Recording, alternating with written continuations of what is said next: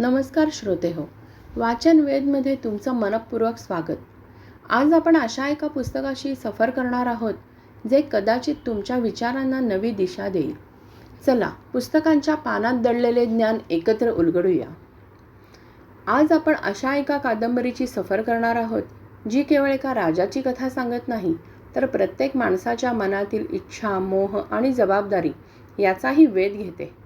ही कादंबरी म्हणजे ज्ञानपीठ पुरस्काराने गौरवलेले वि.स. खांडेकर यांचे ययाती. या कादंबरीला 1960चा साहित्य अकादमी पुरस्कार आणि 1974चा ज्ञानपीठ पुरस्कार प्राप्त झाला आहे. राजा ययातीकडे वैभव, सत्ता आणि संपत्ती सर्व काही असते, तरीही त्याच्या मनातील इच्छा कधीच संपत नाहीत.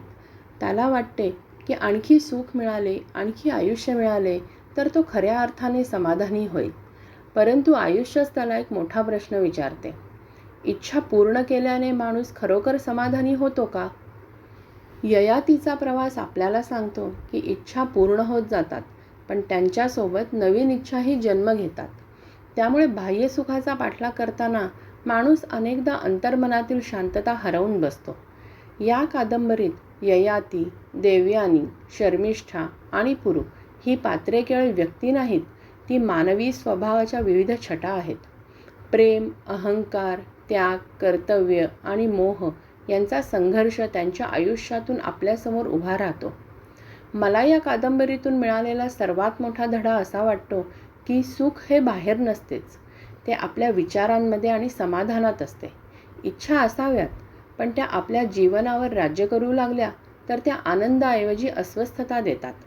म्हणूनच ययाती हे केवळ पौराणिक कथा नाही, ती आजच्या प्रत्येक माणसाच्या आयुष्याशी जोडलेली, विचार करायला भाग पाडणारी आणि जीवनाचा खरा अर्थ शोधायला शिकवणारी कादंबरी आहे.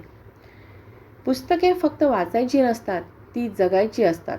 पुन्हा भेटूया एका नव्या पुस्तकासोबत. तोपर्यंत वाचा, विचार करा आणि स्वतःला समृद्ध करा. नमस्कार.